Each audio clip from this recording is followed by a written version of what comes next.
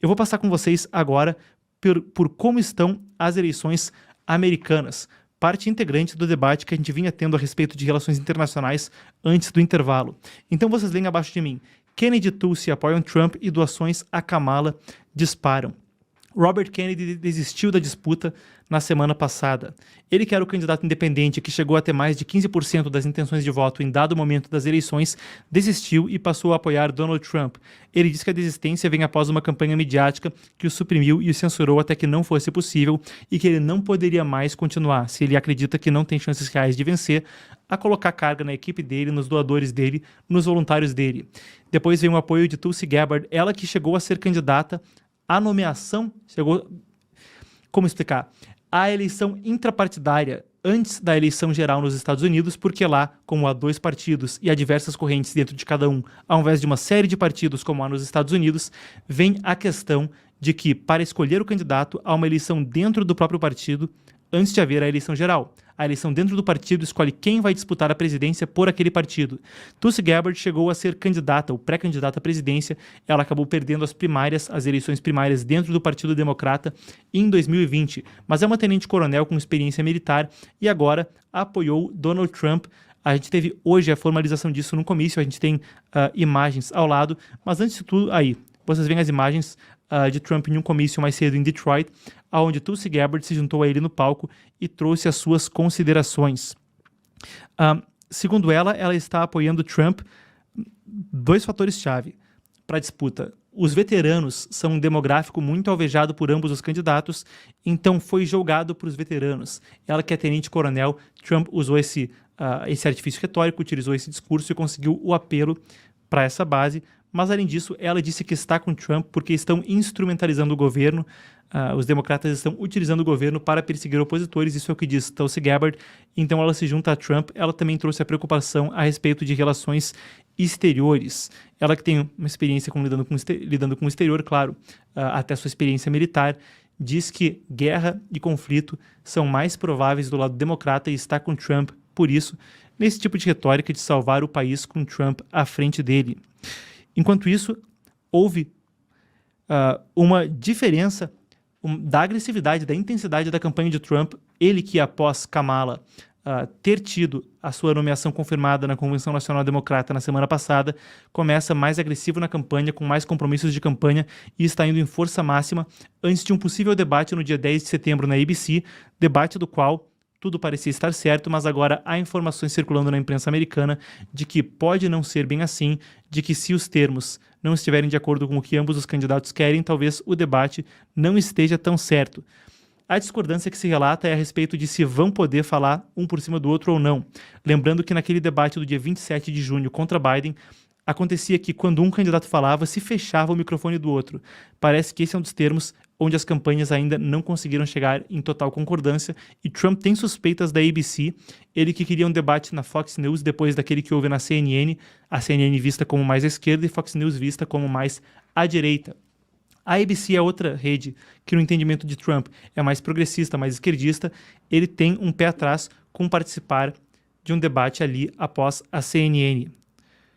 São atualizações da campanha. Agora, vale a pena a gente dizer que, se a gente fala do Trump se tornando mais agressivo na campanha, é porque houve um sinal, houve um alerta que vem para o lado republicano depois da Convenção Nacional Democrata. Vocês veem a matéria da Associated Press, mas foi um handout, um press release, um release de imprensa distribuído para muitos veículos, de que Kamala Harris chegou, diz a sua campanha pelo menos, a 540 milhões de dólares e houve um pico de 82 milhões de dólares durante a Convenção Nacional Democrata na semana passada.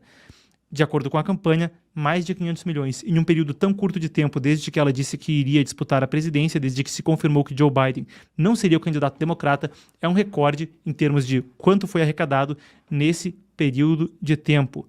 A gente continua monitorando a situação. Agora, vale a pena a gente pontuar uma questão. Um fato-chave é que, vocês veem a imagem ao meu lado, a reportagem do Epoch Times, nos Estados Unidos, 818 mil empregos fantasmas são revelados.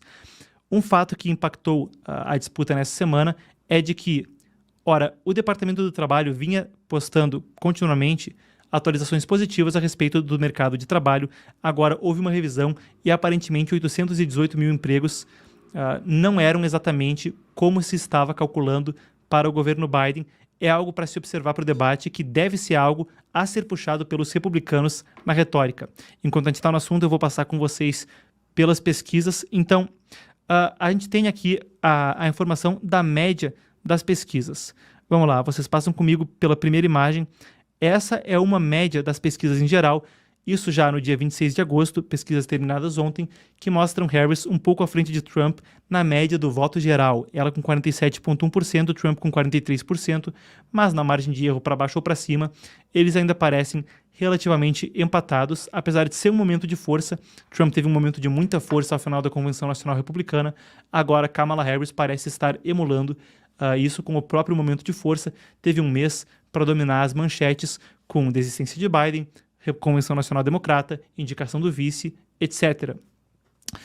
Agora, vale a pena a gente pontuar que enquanto no voto geral nos Estados Unidos, esse é o dado, ou essa é pelo menos a média das pesquisas, a coisa não é bem assim no colégio eleitoral.